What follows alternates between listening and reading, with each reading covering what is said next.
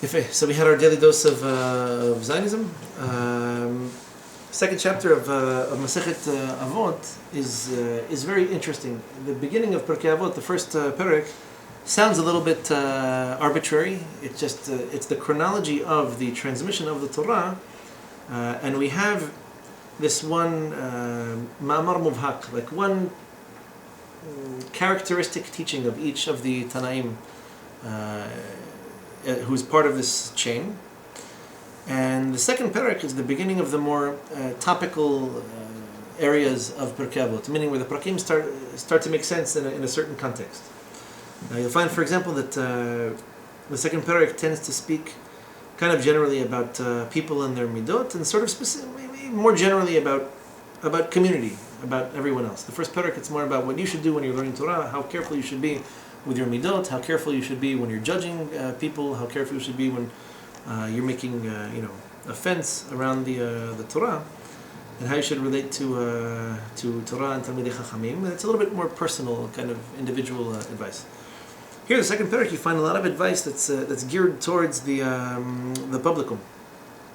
How in a community you should expect, how you interact with people, how people interact with you, how we expect those interacting with people to conduct themselves and to behave. So a couple of quick examples from the first Mishnayot. The very first one is Ribi, this is Tam Ribi, is Ribi Yehuda. So Ribi says,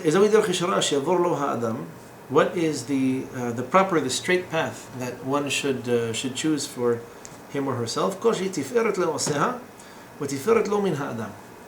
Whatever is considered glorious, glory is how we tend to translate tiferet.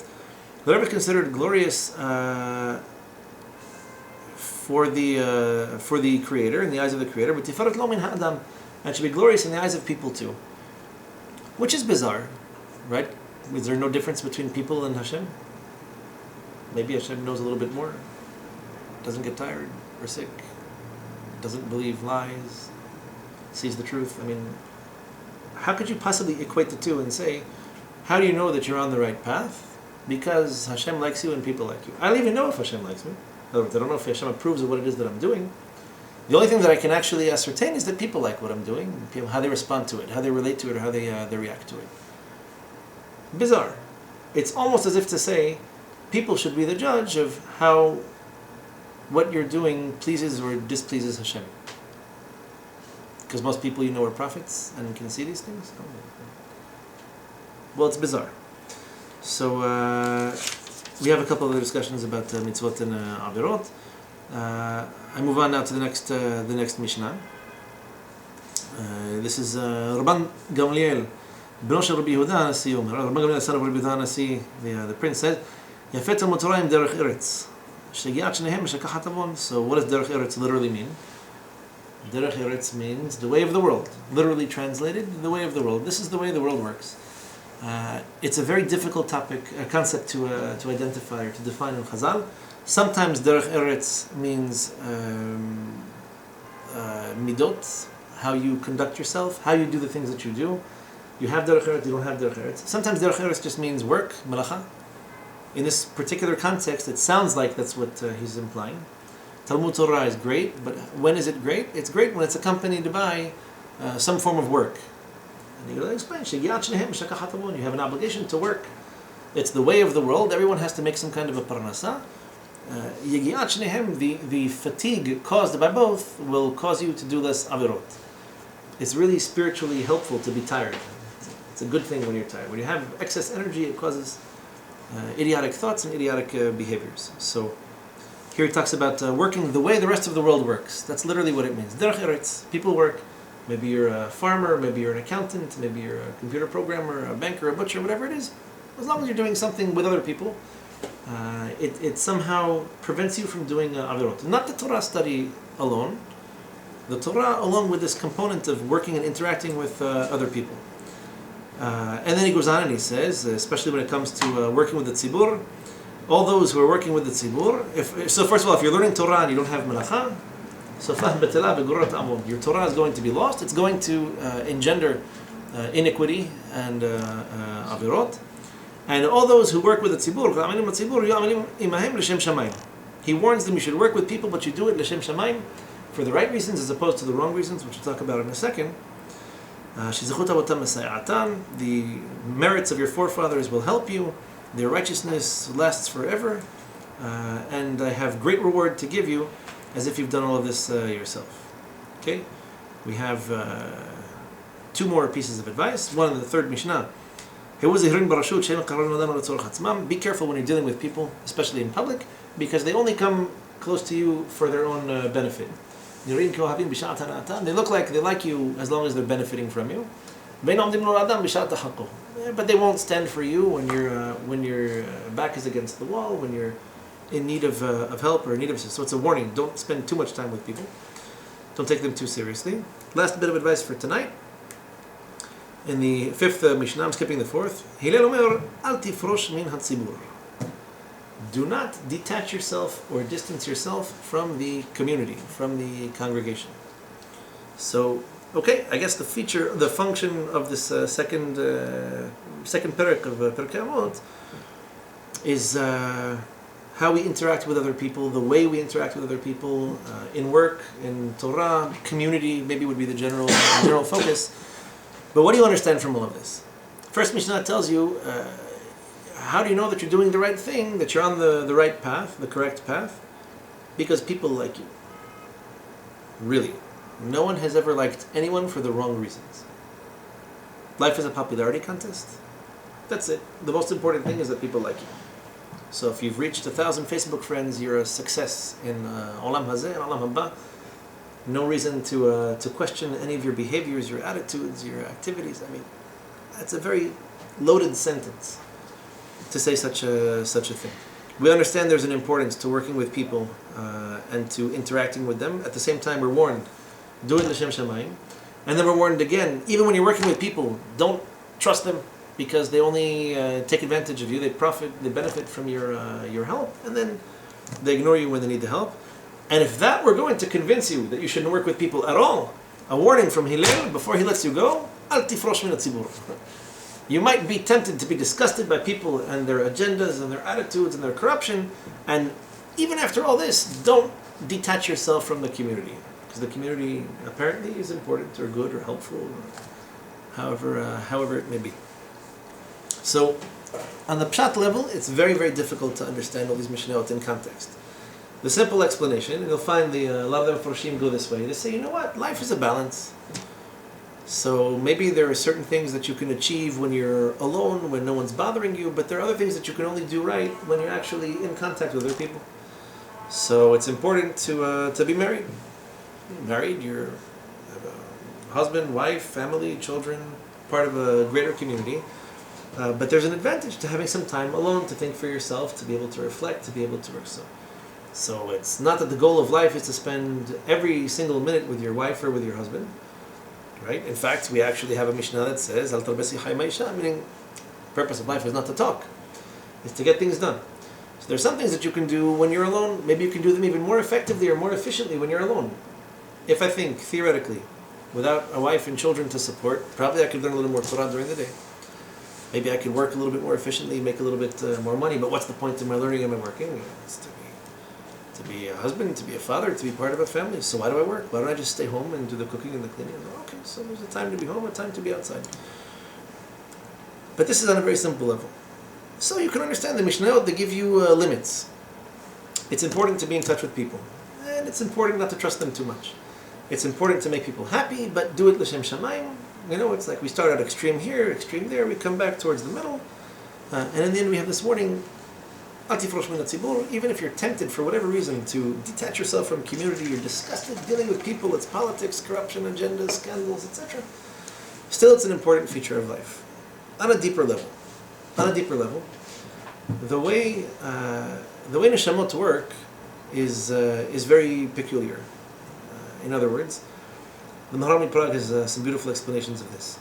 It's a very interesting historical question. By the way, he probably never did see the writings of the Arizal, but the man was a giant, an absolute giant in his depth of understanding. So, HaKadosh Baruch Hu cannot be revealed in physical terms in Olam Hazeh, because there's no place that you could imagine There's nothing big enough or impressive enough or strong enough or beautiful enough.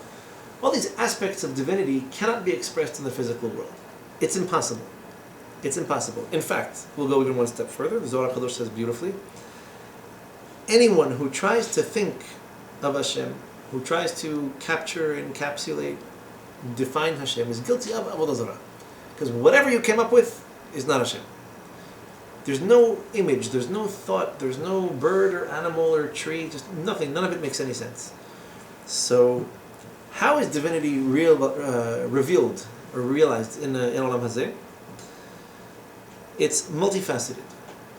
So you'll always find seemingly conflicting concepts or opposites.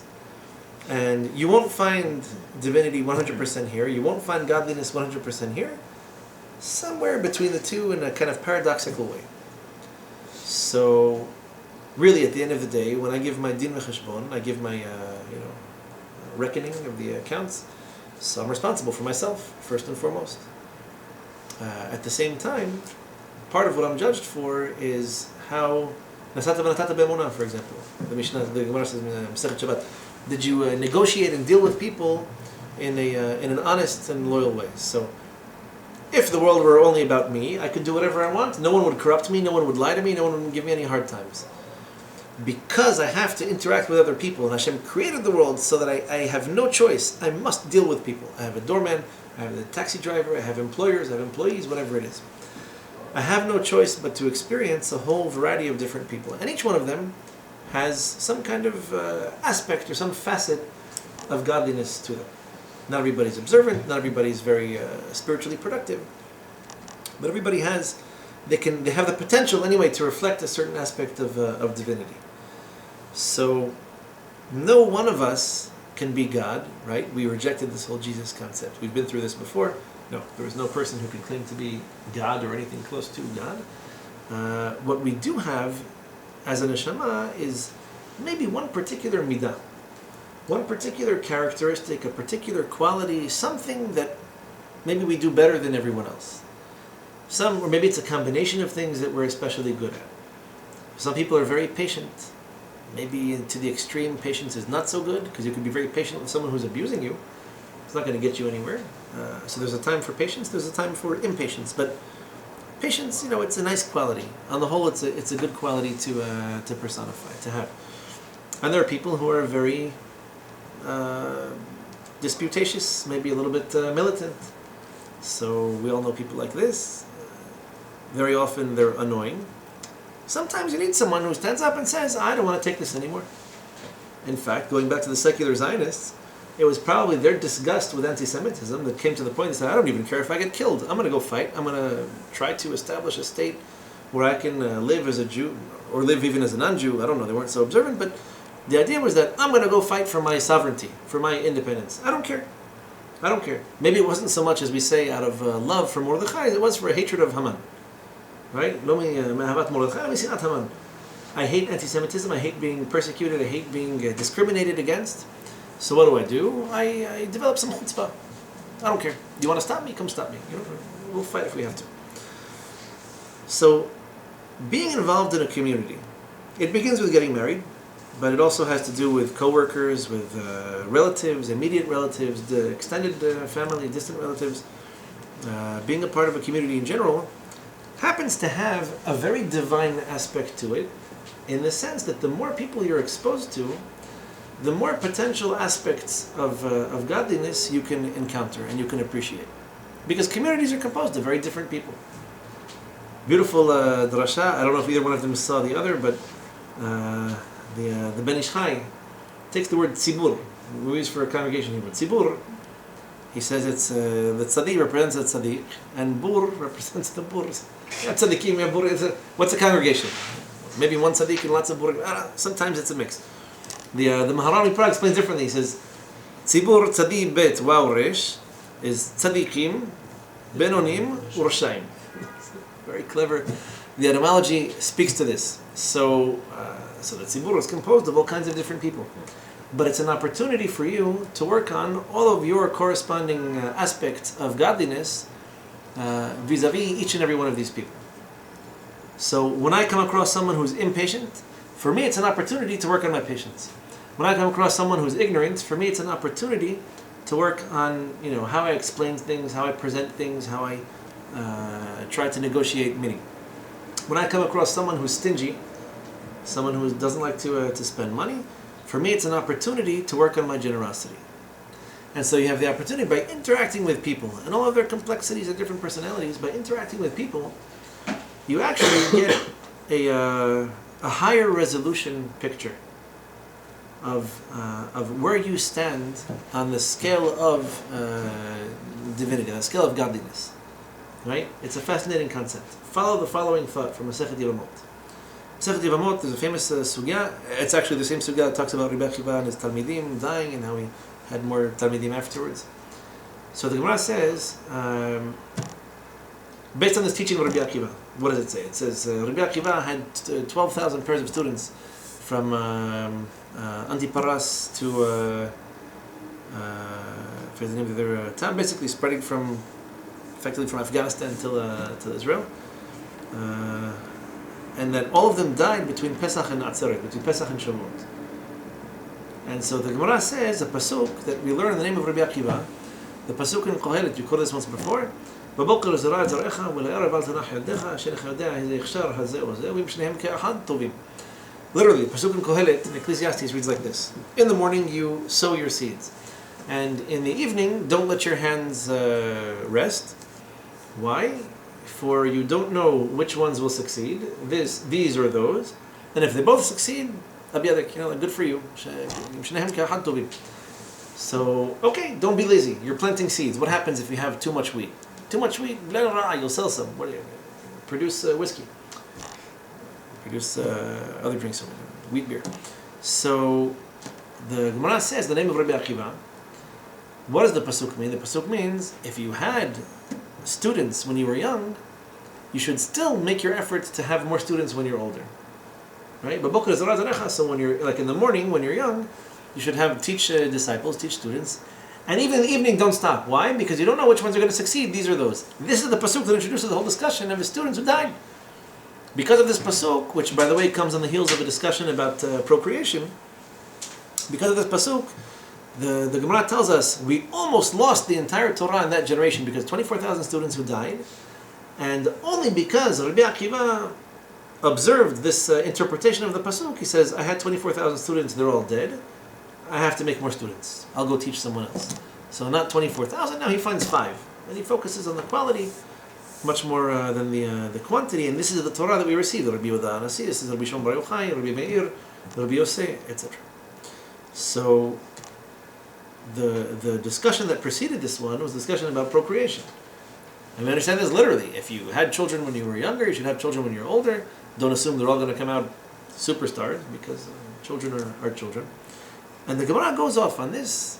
From this, it goes off on a bit of a tangent, and it says, someone who intentionally is derelict in his procreative responsibilities, for whatever reason, a couple refuses to have children, procreate. There are terms and conditions. We won't get into the halachot right now. So, one who is not actively engaged in procreation, kilu shofech damim. If you killed someone, murder, by refusing to procreate, you're actually compared to someone who literally strangled or killed someone. Okay, sounds pretty harsh. Second opinion says, dissenting opinion holds, no, you're not murdering anyone, you're just mema'et et hademut. Demut in Hebrew means what? Dome means similar, like, so likeness, some kind of similarity. So the demut, Rashi explains, it's like you're diminishing the appearance of the Shekhinah. You're diminishing the degree to which HaKadosh Baruch Hu is manifest in Olam Hazeh. It's funny, I just got a phone call today from a Rav from the yeshiva who was visiting. He came on official business, and he was the one who told me. I asked him a question about this Gemara, and he says to me, think of this in terms of pixels in like a computer screen. How the more pieces you have, the more pixels you have, the higher the resolution. So I remember, because I was born in the 70s, resolution used to be like Lego. You would see like what looked like a person was actually as if you took tissue boxes and you tried to build a person out of it. It was very poor resolution. And with time, you had these video game consoles that went from 4-bit to 8-bit, which was Japanese. 8-bit became 16, 32, and today they're up to, I don't even know how many bits they're up to. It's a lot. It's a lot more than I can count. So what's the difference between the old screens and the new ones? The new ones project much, much smaller pixels. In other words, the projection is much finer and much smaller. Say with liquid crystal, it's even different the way they do it. But the picture is much clearer. Why is the picture clearer? Because there are more points. So instead of making your head 3 or 4 blocks with a hole for the eyes, I can actually make contours. I can show you proximity, shades and light. And there's an effect that gives you a much clearer picture because you have a lot more pixels to it. So this is what the Gemara is referring to in the days before pixels and animation. Here's what the Gemara is referring to when, in the context of procreation, of Pirqei. The more children are born, the more neshamot there are. And because there are more neshamot, there are more different aspects of godliness that are being reflected in Olam Hazeh. And the Gemara goes on and it explains like this. On the segue from this conversation, it goes into the next bit. And it says that first of all, the Shekhinah is only present when there's a multitude of people, which is already, in the same direction as this. 22,000 is the minimum the Gemara gives for this, based on 2 psukim.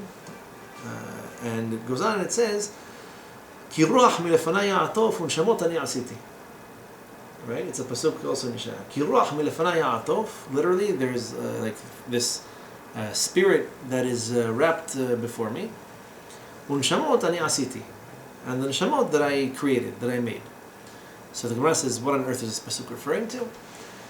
She'en ben David ba ad sheyichlu kol neshamot shebaguf. That the Mashiach will not appear in Olam Hazeh until all of the neshamot in the body have appeared, have been exhausted, basically, have been used up. So how does this make sense? So Rashi explains this concept of guf. He refers to it as this non-physical place where the neshamot are the cache of the neshamot in the non-physical world, and that in order for the Mashiach to come, all these neshamot that were created in potential need to have expressed themselves here on Olam Hazeh. And so the more children we have, the more people are present at any given time, the more aspects of the non-physical world are actually present. And the more godliness we can say the world comes to reflect. This is how the Maharal explains this whole concept of the tzibur. What's the kedusha that you find in the tzibur? Actually, quite to the contrary. Have you ever been to a Bet Knesset where there is a dispute or an argument? No. Never in California, but sometimes on the East Coast it happens that there's a disagreement, right? A little bit of an argument, a dispute, whatever it is. Out in California, there's not enough water for people to fight. So, what happens? I think like this, you think like this. And 2 people think like me, and 3 people think like her. And this guy wouldn't have said anything, but that one's wife said something to his mother. It's, all of a sudden, the whole Bet Knesset is on fire. So, if you think about it, I heard a very funny comment this past weekend. I spoke to someone, and I asked him if he would be interested in joining us for tefillah on Sunday morning, helping us with the minyan. His response was, I love the Bet Knesset, I love the tzibur, like too much. I like these people too much. So what do you mean? It's like, when I want to pray, I like to go somewhere where no one knows me and I don't know anyone else, because that way I find myself concentrating on the tefillah and not being distracted by my friend. Like, I go to places where I don't like people in order to pray, because it makes my tefillah more meaningful. It's funny, it's sad, it's maybe both. So where do you go to pray? I go to pray where my friends are. But you go to your friends and you talk. So I want to pray, so I go where I don't have friends. In other words, I find people I don't like and I pray next to them because they help me. So it's an unfortunate reflection, but the reality is, if you know people, you know communities, it's very difficult to perceive what you gain or how you grow by being part of a community. If anything, you would say the more involved in the community you are, the more decisions have to be made, the more people are going to get upset, the more you have to try to accommodate this, that, and the other thing, and you've got these people who are impatient and stingy, etc. What are you going to do? The reality is, this is the absolute highest level of kedusha that a person can achieve in Olam Hazeh. It's not apparent. It's not just because the gala dinner is 3 weeks away. It's the I promised I would plug the gala issue. It's that the work with people is what really enriches your own neshama in ways that you can't even describe, in ways that you can barely perceive. If you were all alone, you would be presented with no compelling reason to change your behavior, to relinquish some of your desires, some of your aspirations, to work on your patience, to flex, to bend, to compromise. By the way, marriage has an awful lot to do with this concept of compromise. It's only through working with the tzibur that you learn these things. Technically, you're learning to deal with certain people, however smart or smarter they tend to be. On a much higher spiritual level, on a higher nishmatic level, you're actually interacting with different areas of your own neshama that HaKadosh Baruch Hu wants you to polish, wants you to perfect. So what's the bracha? Sefer Hasidim has a beautiful explanation of this when he talks about people and their various degrees of utility in Olam Hazeh. Because we've all seen people that don't seem to be contributing an awful lot to the spirituality of Olam Hazeh. So he says, even the most intolerable of people, he takes the example of kamtzanim, people who are stingy, zavar, don't like to spend a lot of money.